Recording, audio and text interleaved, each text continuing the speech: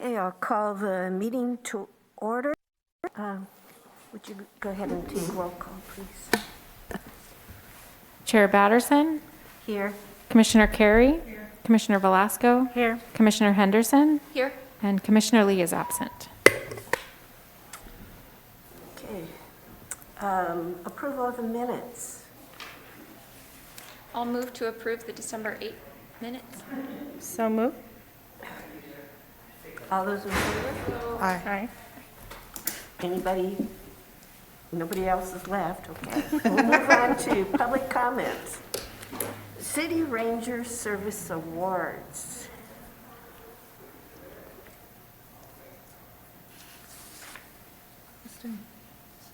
No?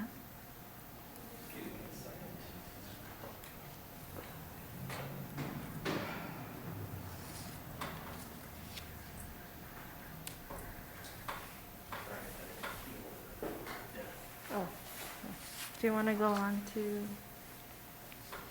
informational reports? We will come back. You don't have any new business or old business. You want to go ahead and give us the budget update?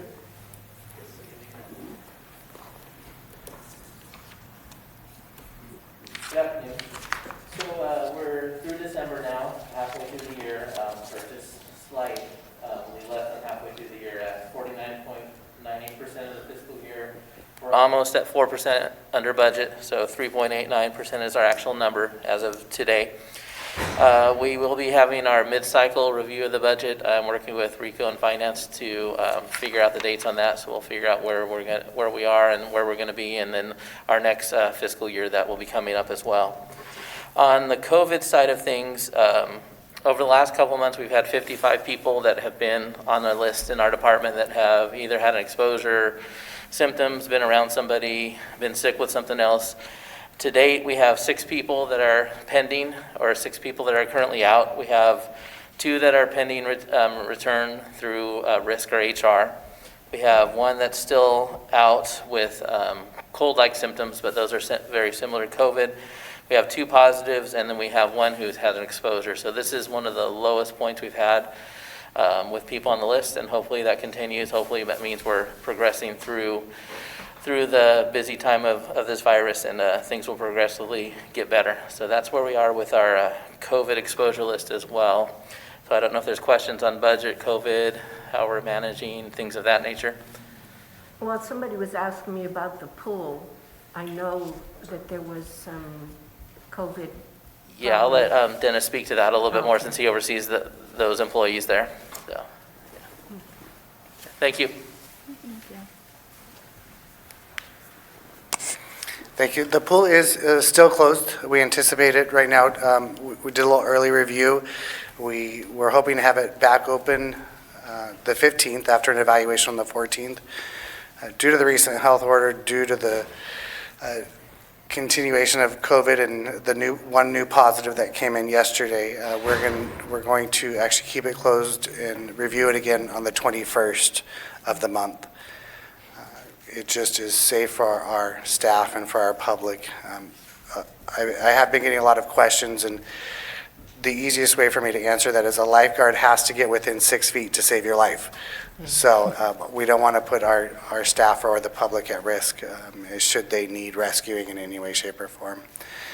It's hard for them. They are wearing gloves, they are wearing masks, you know, and right now is not the warmest time of the year, so they usually have their parka on as well. But right now it's just deemed best that we hold off at least for another week, and we'll check the numbers again. We will be reaching out to them today to constantly get health updates. Even though they're not working with us, we want to know when they are ready to come back, how many of them are well enough to come back to work, and if they're continuing to be at risk or we can't have them back yet. So again, we'll reassess on the 21st and get back with you.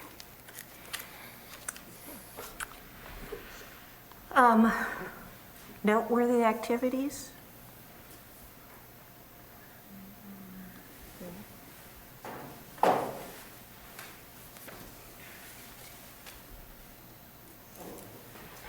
Sorry. So if we want to jump back to number 4. Okay. So I just wanted to take a few minutes to recognize our ranger staff. Something we haven't done, but I thought it might be a good idea since we're having some longevity now, which is kind of weird. We typically have such a big turnover in staff that I thought it would be a good thing to kind of do a little quick recognition of that. So I asked the staff that was on duty to join us today, and just running down the list just to give you some ideas of how things have gone time-wise. Brian Martinelli, who's here, who was our PSO 3, he's one of our field training officers, and then our evening supervisor when he's on shift, covering the other rangers that are working. Brian started with us in 2007 as a part-timer, so to date he's got like 13 years with us, so that's pretty amazing. Brian is also been involved in our training program. He's been putting together a lot of our training. He's gone to extra training on his own to learn other skills that he can come and share with his peers at the office there. This year he worked on the pink patch. I think I gave out pink patches to all of you that they did as participating in that. So what I have for Brian, because apparently they don't go as high as 13 years for some reason, but they do have a 10-year pin. I'd like to have Brian come on up and take this little pin. It's authorized to be worn on your uniform, so it's something else you can add to your thing. And then they have this little neat pink ribbon thing that is kind of representative in recognition of him doing the pink patch project. So let's go. It's got handcuffs on it too. So there you go. But thank you, Brian, very much for your help and for everything that you've done, and hoping for more years out of you. Brian's about to be a dad in a little bit over 3 weeks, 2 weeks. Friday. Oh, Friday. So, thank you, Brian, Yeah. very much. Hey. Thanks for your time with us. Thank you for recognizing me.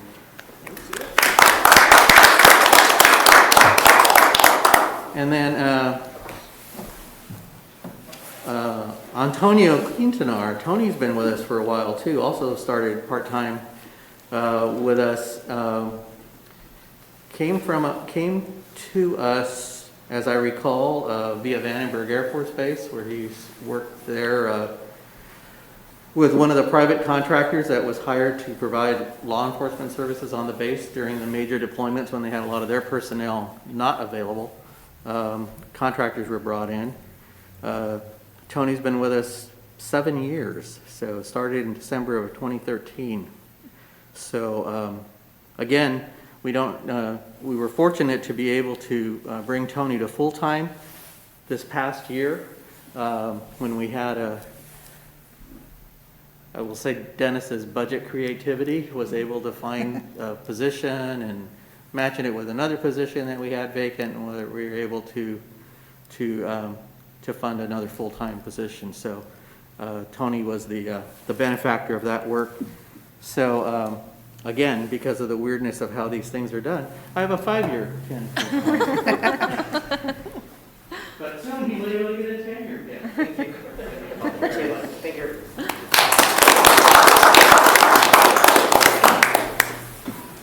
So we're getting closer to things here. So Casey's joined us back in 2014 as our Senior Park Services Officer. And I think most of you know that Casey was a Santa Maria grown person, young man, did his young years here before they moved out of the area. Went to law school, worked as an attorney in the state of New Mexico. Decided to come back to Santa Maria. Came back to join us in May of 2014, so just a bit over 6 years with us. But again, he has just brought a lot of coordination to the program, a lot of validity to the program. I think we're probably right now enjoying enjoying our best relationship that we've had with the police department. And Casey's done a lot of work on the homeless issue in the area, working on the task force, worked with the other rangers to come up with our department policies that we adopted this last year. Just done a great job for us in leadership, and it just has been very, very coordinated, I guess, since Casey's been here. A lot of things that were kind of fly-by-night have been straightened up, and we're real confident and comfortable with the program. And really, a lot of it is due to his leadership. So I also have a 5-year pin for Casey, even though it's 6 years and a few months. Thank you very much. Thank you very much. Very nice.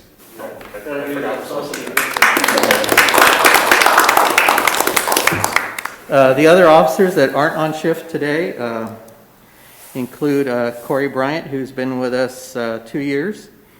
Eric Dodos, who's been with us 4 years, a little bit over, well, almost 4 years and 9 months. Eduardo Estrada, who has just started with us just last year, as he's coming up on 9 months.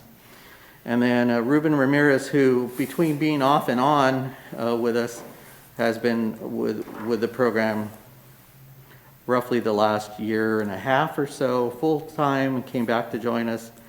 But really, he's been off and on since 2007. So we have a really good group right now. Oh, forgot Fernando Chavez is our security aide. He's been with us 2 years.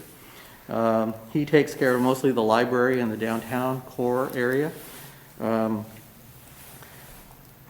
Again, it's just been a good group of officers that we've had, take a lot of pride in their job, get out there, make contact with the community, especially during COVID.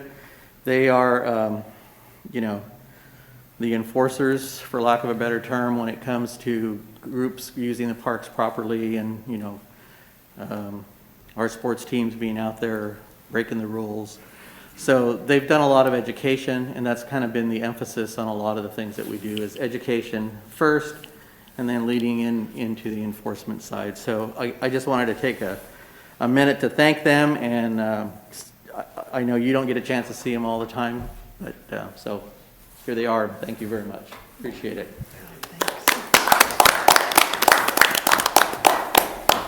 You're free to go whenever you would like. Let's see. Noteworthy activities. The report came out, and again, you can see we didn't do anything in the month of December. Staff was pretty much just sitting at home. I don't know how many, I'll probably say thousands of people went through the Elks Light event, which if you were out there, as a lot of our staff were providing the support for that event, which I think without them probably wouldn't happen. We were able to continue to have our staff work, which was helpful for them, so they could have their income during the holidays. Dennis, I don't know if you want to touch anything on that? And you can go ahead and go into your report while you're up there if you want.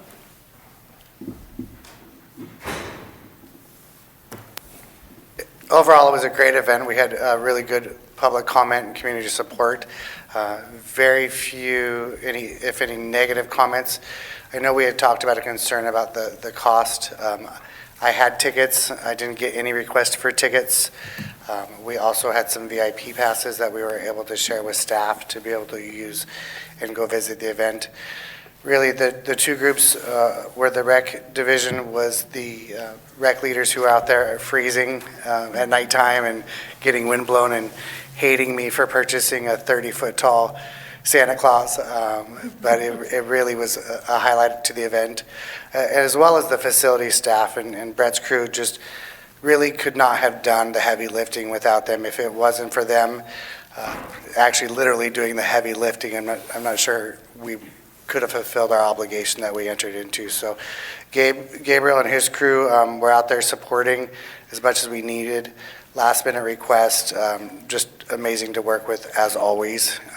Again, our facilities crew we're just really lucky to have and are great to work with. So We're working on a final report. I just emailed Tina Chinasha, the executive director, this morning, and we should have some final numbers for you at the next meeting. But like Alex said, imagine thousands of vehicles going through. My wife and I went through one night, and it was early, and I get to cut to the front of the line, and it was still just packed, which was great. So hope you all had a chance to get out there and enjoy it as well.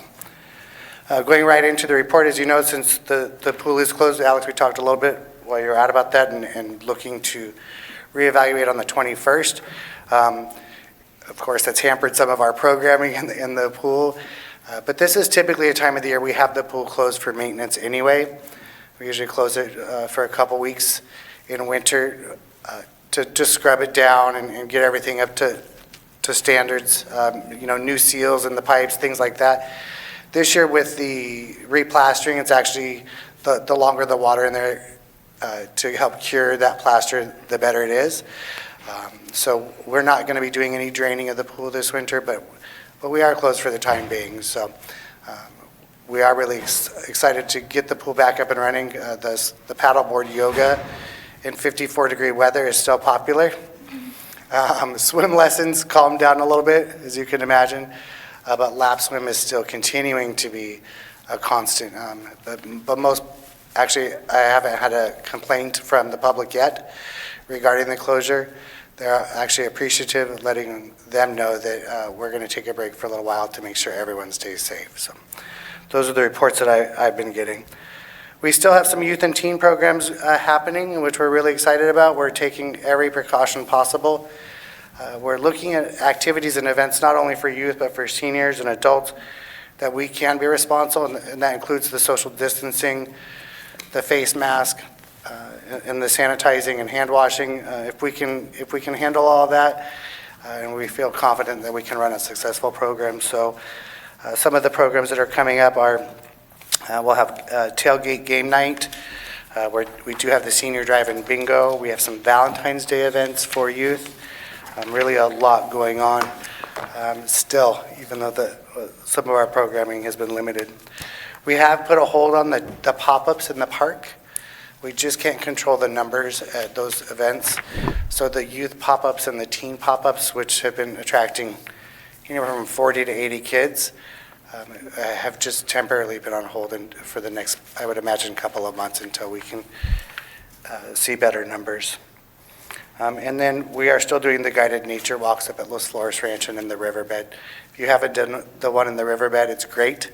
Susan, our California certified naturalist, is a great guide and will teach you a lot.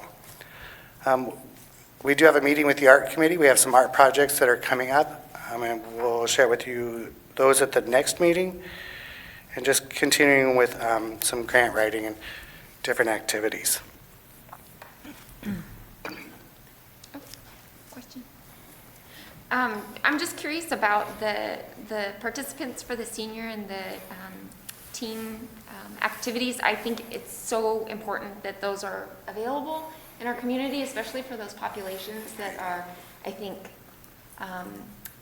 bearing the brunt of this isolation and just it's most difficult for this group. And I'm just curious if you have kind of some of the same folks coming to the same events, or is it pretty diverse and you have different folks each time? I would say 50-50. With our senior group, last month at the senior center, we hosted a concert, a tailgate concert, bingo, and a couple other activities. About half of those are returning, which is great. We love that social network that they're able to maintain. But we're also seeing some new seniors attending too. I think this has been a great opportunity to reach out to those we haven't been able to reach before, and we're utilizing every opportunity we can to reach out to new people. But with our other activities, our teen activity, for example, a great anecdote is we had our Ride 3 for ATV training come back in December.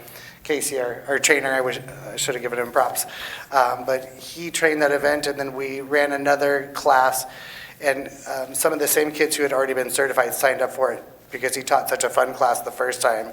They signed up for it again. So yeah, we're seeing some crossover, but we're still getting quite a few new people participating as well. Thank you. Thank you. Anybody else? It's a problem when we have to say that we have too many people coming to a program, you know.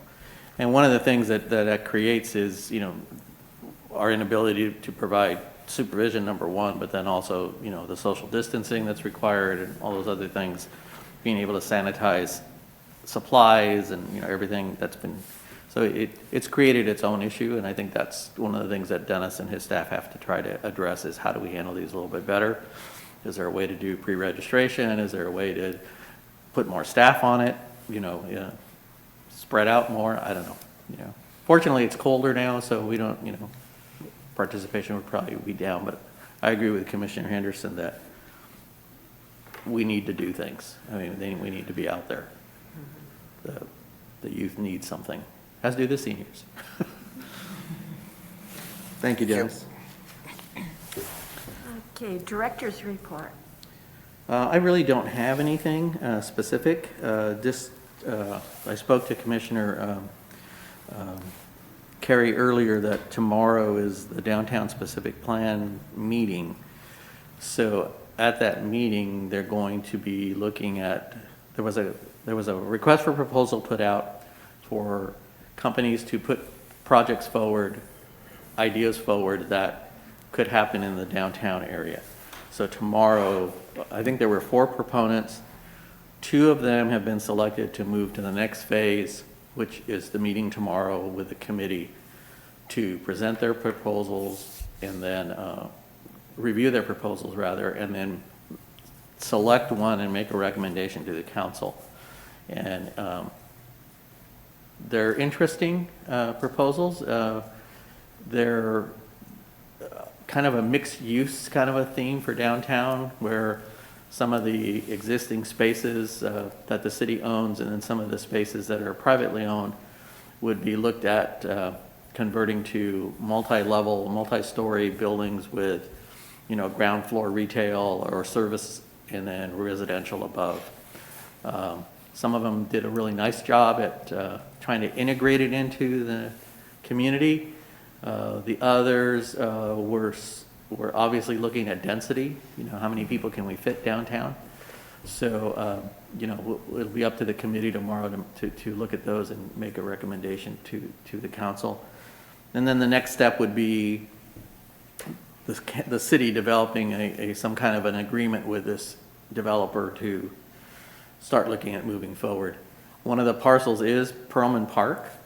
One of them has at least in there, and these are all concepts, of course, and one of them is pretty much build the place out and basically get rid of the park. The other has incorporated a new structure, but still keeping the park kind of as a focal point. So, yeah, it'll be interesting to see. So I know Commissioner Carey's on there, and Oh, I wanted to say thank you for taking my spot while I was gone and just continuing. yeah. So, thank you. So, you know, participate tomorrow. The more input they get, the better.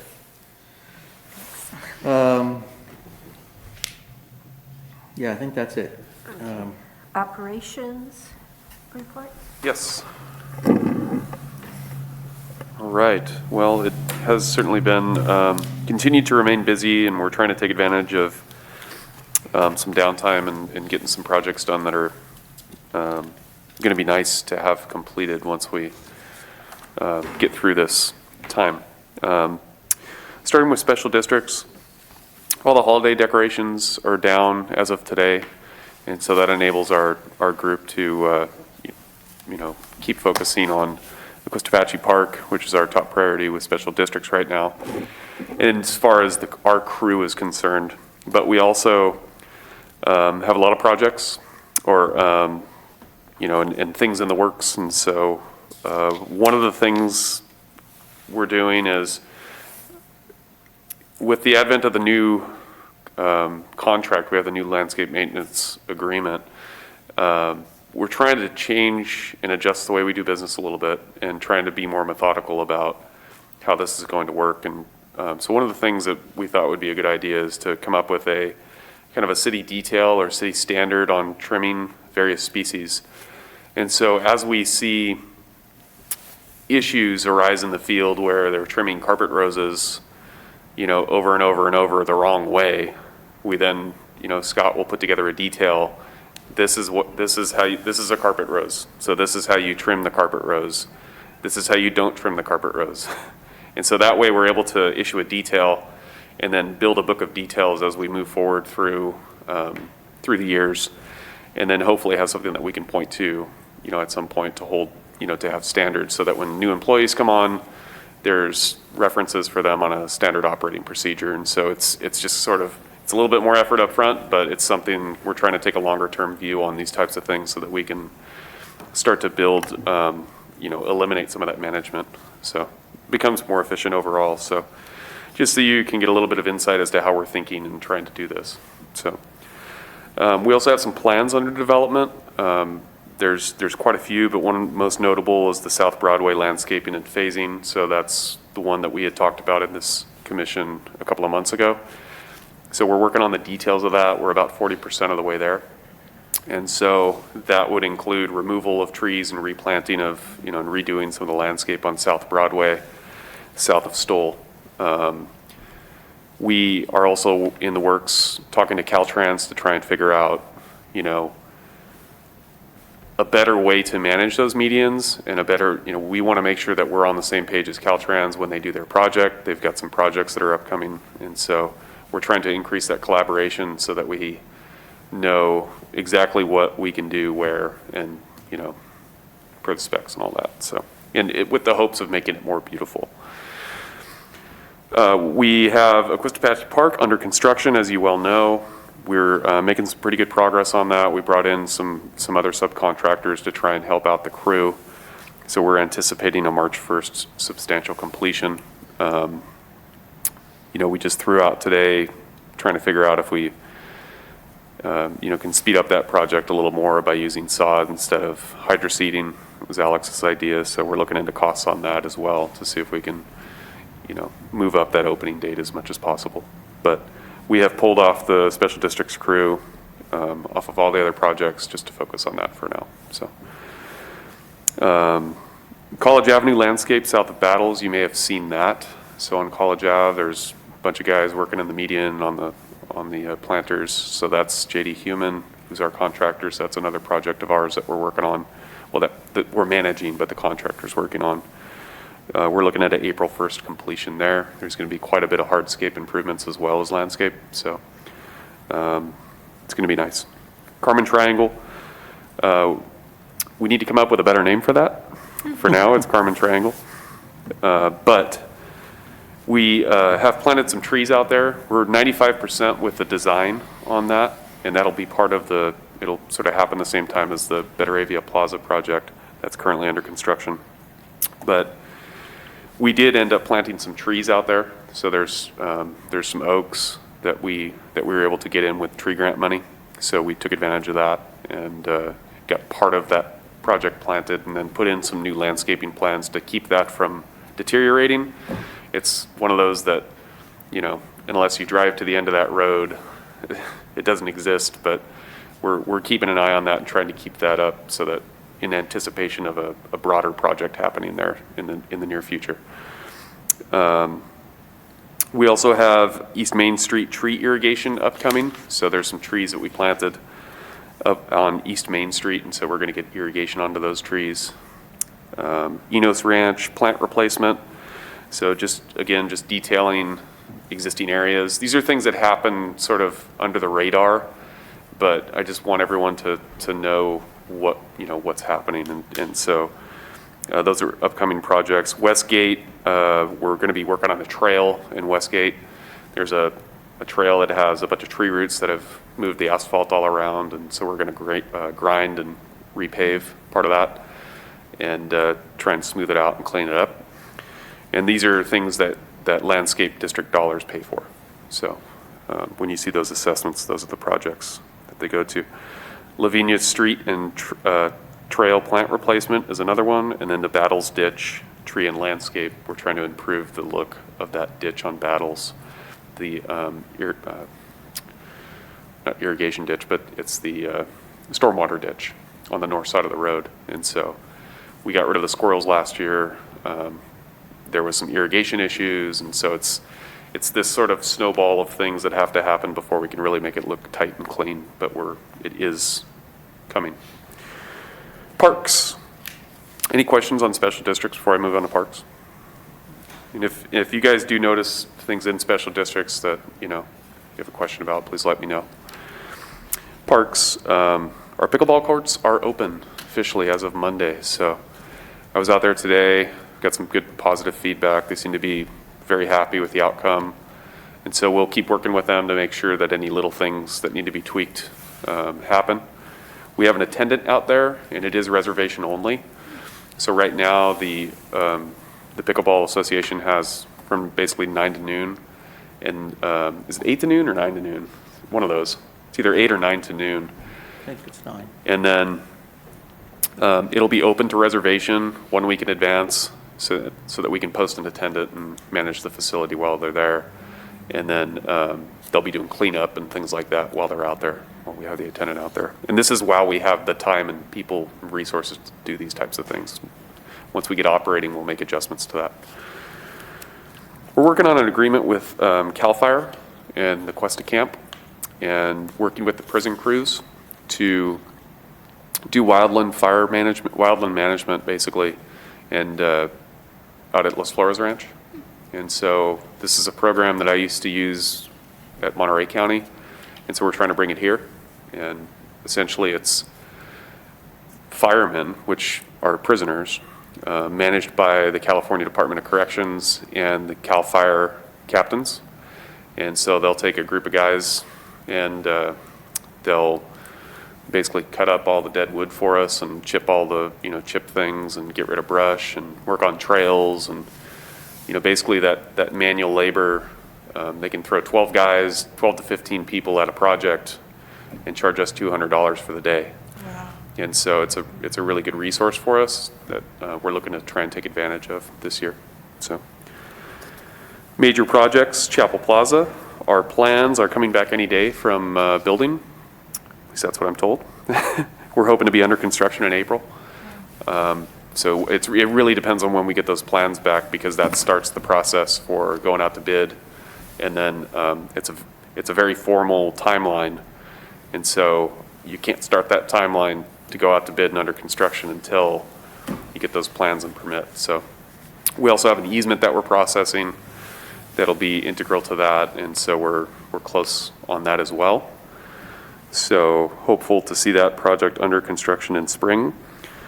Veterans Memorial Park, the plans are in review on that, and it's about 3 to 4 months, I think I've told you, behind Chapel. So, but another big project that's going to be hitting very quickly after Chapel Plaza does.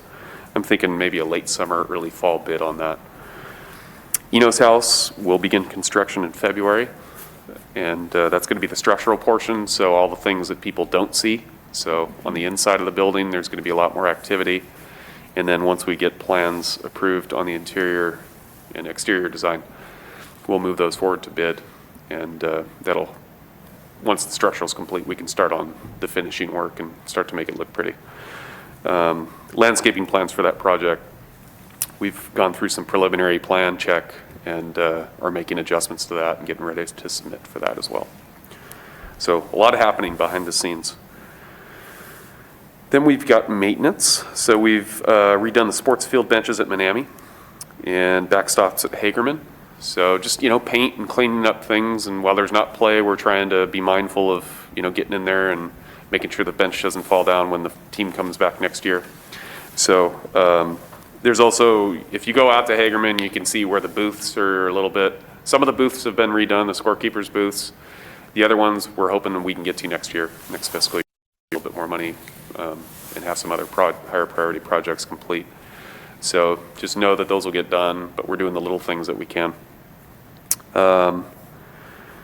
We've got the pond liner is going to be coming out at Presker Park, and we're going to start to turn a little bit more focus on that and trying to figure out how we can make that pond functional. And so, Alex, I don't know if you want to share any additional detail on the pond there, but what our thoughts are. Yeah, so basically it all comes down to money. We don't have any. So what we're going to be doing is asking the council to change a resolution that we had turned in to use the money from our per capita for the Enos project to actually refocus it out for, just make it more generic of a resolution and use that money. It's about $177,000 there, which is probably not an unrealistic number for pond repairs. It's probably going to be somewhere in that realm. So we're going to focus on that and use that money to get the pond back up in shape and operational. And Brett and I had the discussion of whether it was something we really wanted to do or not. You know, and in my opinion, you know, it's kind of a landmark, for lack of a better term, you know, in our system. You know, that one in the pond at Perlman. So yeah, I decided that we should go ahead and try and see what effort we can make to restore it. Maybe not completely the way that it had been in the past, but at least try to get it, the main area around the pirate ship, you know, back filled with water and manageable. And that's really been it. It was really never, really the best designed project when it was built back in the 60s. And it was built in the 60s, so it's significantly older now. And like all things, it needs some significant repair now. So, We can't Yeah. make it a skate park? sorry? Can't make it a skate park? No? No. Underwater skating, maybe we can do that. Okay, moving on. Just a couple other quick updates here. I told you last month we would be doing a lot of concrete work, and so you should see that concrete work. We've done quite a bit lately. So Miramani Center in the basin, that's actually happening right now. We've done some of it where we've demoed out the concrete that looked like this, and we have a DG path now. And then we've also replaced sections. So the idea being where we're in open space, move toward a DG path. If we're near a building, keep it concrete. So Miramani will receive the ADA upgrade and a concrete path. And then Rotary, we just finished some pieces today that were kind of too big to grind. So we're working on that. And then North Presker as well around the playground. And then we're getting a quote on doing a more, so like anytime we have a slope or something like that needs to be ADA, we'll use a contractor to do that more fine work. But our crew has done a lot of self-performing on that concrete work to save us some money. So if you do see an issue, please let me know. We'll get it on the books. We did have an issue with our pool heater, and so we're going to be performing a pool. We're going to change out the heater cores, and this is something that happens every 5 to 7 years, is my understanding. And so we lost one. They got it back up, but it sort of brought the urgency up as to, hey, we need to get this done. And so we took a look at the budget to try and find some dollars to make that happen. So we've ordered the parts and gotten that process going. And so we'll be able to do that hopefully without an interruption of service once we do bring the pools back up to temp and operational. So happened to be a coincidence that it was closed and then they went, but we were having issues, and so we're hopeful that we can get everything done before we bring it back up. But the two are mutually exclusive. Russell Park, we had a little issue with the lighting you may have heard of. We had this fancy timer out there that would, turn the lights on and off. It seems like you could adjust every single day, and nobody could figure out how to use it. So, including the electrician who installed it. And so I told, after about a month, we just said, you know what, just put the lights on a photocell. So we bypassed the timer and put the lights on a photocell, and so they should be on every night now. So just to bring everyone up to speed on that issue. And we've got another, one more note on Russell is, I don't know if you've driven by there, but every time I drive by there, I see a lot of families there. I see a lot of positive things. I wasn't here for the negative things, but I'm very happy with the way that park is sort of performing. So we need to keep that going. The Rangers are a big part of that. So, and then Jim May, we're doing another cleanup on Thursday with some staff that we have. So Dennis's staff's going to be helping us out. So trying to keep up on the trash cleanup like around the water? I was just noticing yesterday. there's Yeah, so all the of a floodwaters sudden- came in, then they dropped a little bit, all the trash, you know, and in that little creek, you know, Yeah. it just gets full of trash, and so we just need to go back through and clean it up again, and then try and keep nipping it in the bud as it comes along, so that we don't get complaints. There's a lot going on. There's a lot of projects happening. I remember a couple of years ago, we had this really big spreadsheet with all the capital projects, parks, facilities, and then kind of their status. Anyway, we could get that to us just to keep track of what's a good happening idea. and what stage we're at. Sure. So that way when he's talking about it, we kind of visualize that. We could Yeah, get that. well, I'll just issue that to you the next Yeah, time thank you. Yeah, Thank you. because, yeah, there's a lot of information, so. Commissioner Patterson, so we just, I forgot about this one on my report time. So some of you might remember Paul Romero that came and did our commissioners training 2 years ago now. He sent an email and basically he is looking for new board members for their board. And he wanted to know if any of our commissioners might be interested in serving on the board for the CPRS, what is it, commissioners and board members section of CPRS. So they're trying to make some changes in their bylaws. You know, right now they meet 4 times a year, twice at the 2 conferences, and then twice somewhere. Well, they're trying to change the twice somewhere to being electronic meetings, either Zoom or something like that. So he says if anyone is interested, that he would be happy to kind of walk them through what that means. A lot of it would be centered around issues related to commissions and boards.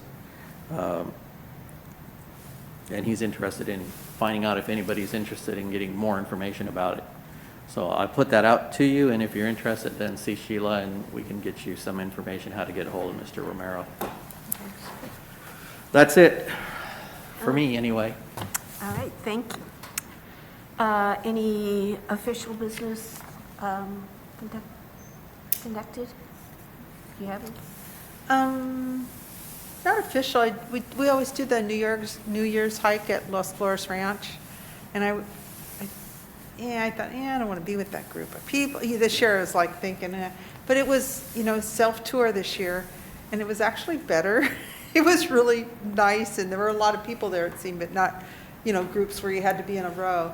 So we did that. It was just fun, and I just wanted to say that. I also want to say, last month we didn't really, I didn't go through all my stuff, but I wanted to talk about, I just say Barbara Wiley, when we did the judging for the houses, she was remarkable. She is every year, and I just wanted to, just give her that shout out that she was so good. She's so good at what she does, and she loves it, and her heart's just there. I just wanted to say that. Thank you. We'll make sure we make her aware of that. Yeah.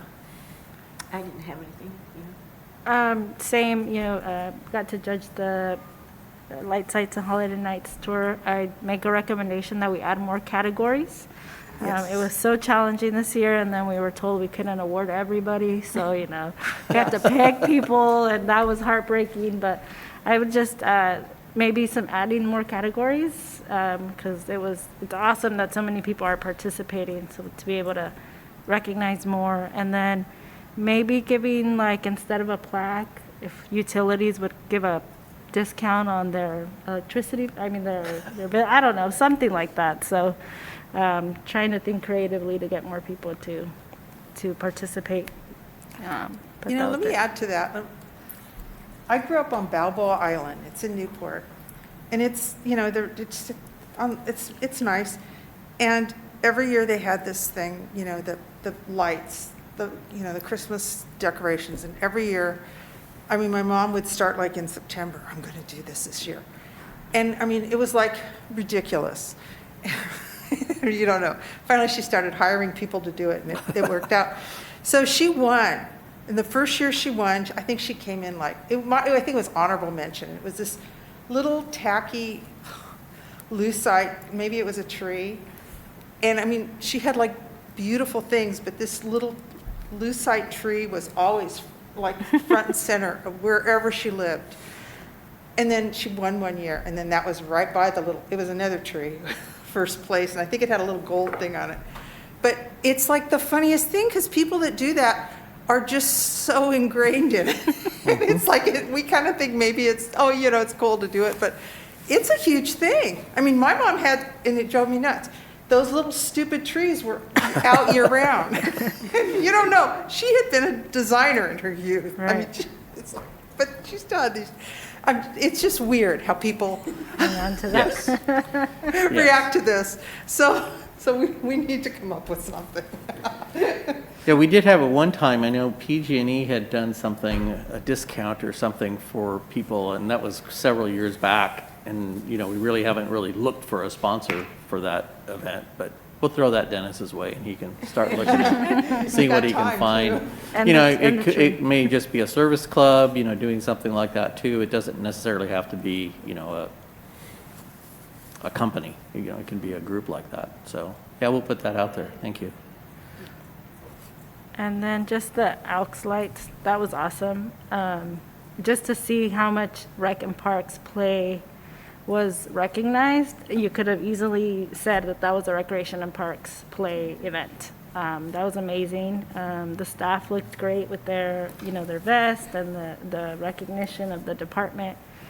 So great job to everybody involved, and what an amazing event to bring to the community. So, Yep. yeah. It would be an amazing event anytime, but this year was particularly important, I think. And hopefully it's something they're going to want to keep around. Yeah. A lot of work. I mean, they did the Elks. I mean, it was their venue, it was their ticketing system, it was all that kind of stuff. But again, I agree, I don't think it would have gone off without having the staff that we had available to them. Thank you. Did you have anything? Commissioner Laura? Henderson? No, we've been kind of quiet with our family, but we always go out to Las Flores Ranch. I know I've said it before, but it's such an amazing resource in our community. And when families are looking for a space to be and not have to worry about, too close, it's so nice just to let the kids run and visit the animals. And there's great trails, and it's well used, but I think it's also, a little bit of a secret, because I go to other local places like the Orchid Hills and stuff, and it's hard to walk without bumping into a ton of other people. And I'm just so grateful for it, because we love going out there often. The people in the little room, they're always amazing. Everything's clean and cleaned up. There's great information. It's a great space. So thanks for all the work that it goes into making that space available to our community. Thanks. Can I just throw something out there really quick? Have we addressed electric bikes? Is that something we should be at all putting out there at some point? So as far as them being usable, Yeah, I or- mean, is that going to be an issue? Because, they're at Los Flores Ranch now. I just bought my wife one for Christmas, On the so levee. no, there won't be an issue Okay, at all. never mind. But I just was thinking, is it something that we should even have a discussion about at some point? Probably. Yeah.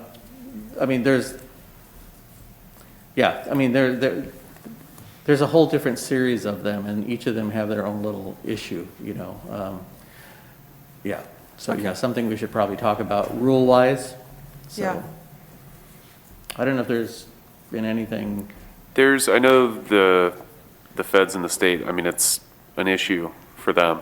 But I know over the past year, there's been some rules changed on that end. So, yeah, we could prepare just a little bit of a educational session that we could discuss. But there's, class 2 bikes and class 3 bikes, and it's important to understand the differences in those and, yeah, what they're doing to keep bikes from being tuned, Yeah. and turning them into motorcycles. And so there's management issues. So, yeah. It might be a problem too, where the horses Yeah. are on the same, might have to have different. Yeah, and there's trail etiquette, I dealt with this at Toro Park in Monterey County, and it's, you know, each user group has very important things that need to be considered, and, you know, whether or not you're a multi-use trail and whether or not the trail is big enough for multi-use. And so, yeah, it's a complex issue. So probably lends credence for discussion. So, yeah. Should I do something else? Sorry. Go ahead, but I do have one other question, but you can go ahead. No, go ahead. Okay. The Presker event, that was not an event that happened anyways, despite our proactiveness. The car show. The car Yes. show, yes. Is there any consequences to that? Any push, I mean, it was all over the media that that the department had closed the park, yet they still went past the barricades. So basically, they cut the lock off the gate, let themselves in. Wow. And by the time our first staff person got there, which was probably around 8:30, 8:15, somewhere around there, there was already about 30 cars in the park. And our ranger didn't come on duty until later, which is, those are kinds of things that we need to figure out.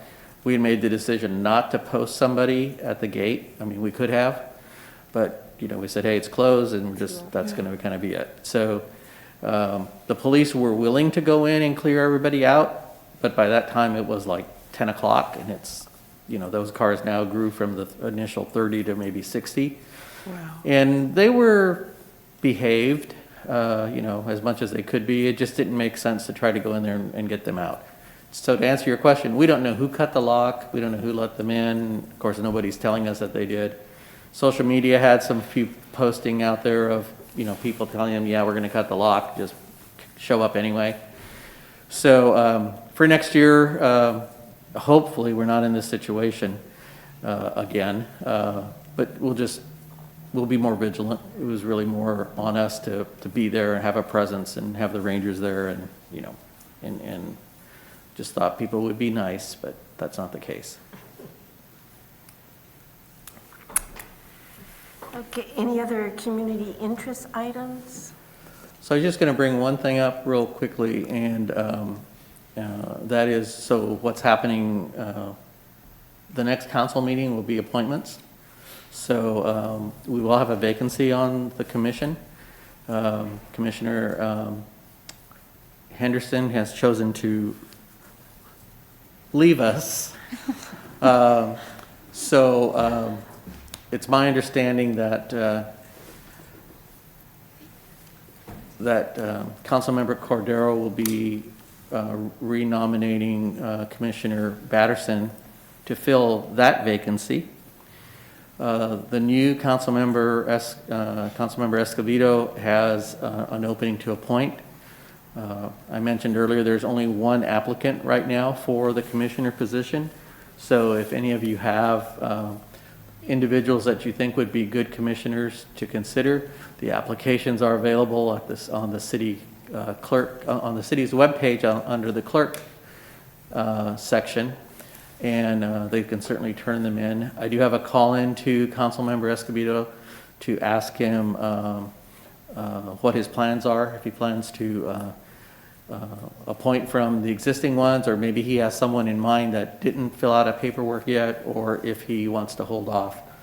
But for next commission meeting, if we're gonna, until they appoint, we'll continue with commissioners. So if you can continue to attend the February meeting, that would be great, Commissioner Henderson in particular.